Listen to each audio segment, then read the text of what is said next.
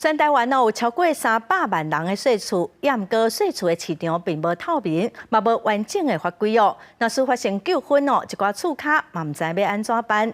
今仔早起，就有民间团体呼吁政府应该爱提供税厝法律的服务专案来协助民众。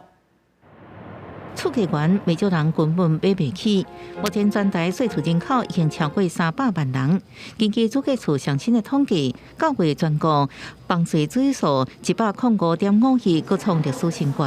除了压力大以外，税厝乌市甲法规无好，也互税厝人面临常常拄着纠纷。民间团体调查就发现，将近3成税厝人捌拄着纠纷。纠纷的税厝人当中，有6成以上的纠纷是以税厝人退让收场。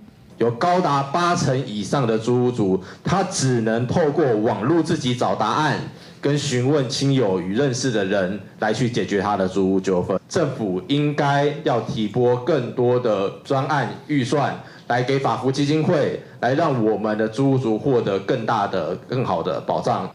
那进一步看税厝纠纷的类别，上侪是提前终止作业。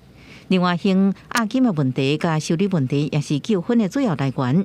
民间团体表示，虽然今年初通过修法，租赁关系适用消保法，啊，毋过纠纷处理的配套资源，甲即嘛迟迟无合约完成。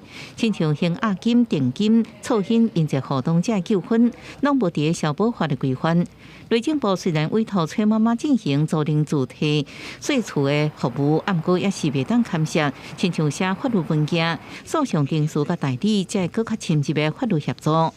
房客如果要能够为自己伸张权益，他就必须要透过诉讼的方式去解决。可是相较于房东来说，房客其实在经济上面，在社会资源的取得，还有租赁知识经验，其实都相较于房东来说是比较弱势的。民间团体呼吁政府应该开设税厝法律服务专项，让报办税厝人面对纠纷的时阵，应得到必要的法律协助甲服务。记者综合报道。